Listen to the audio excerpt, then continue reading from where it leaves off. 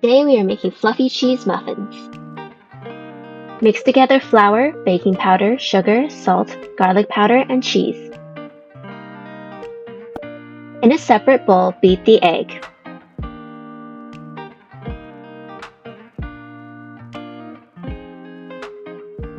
Stir in milk and oil.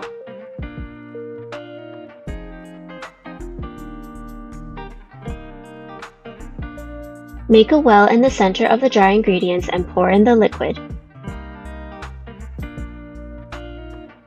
Stir until just combined. Don't overmix or too much gluten will develop and your muffins will be tough. The batter should be lumpy. Grease muffin tin with a high smoke point oil like avocado. Spoon batter into muffin tin until 2/3 full.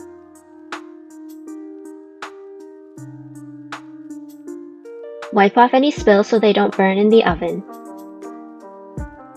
Remember to fill any empty spots with water so the muffins bake evenly and to keep the tin from warping. Bake at 400 degrees Fahrenheit for about 20 minutes.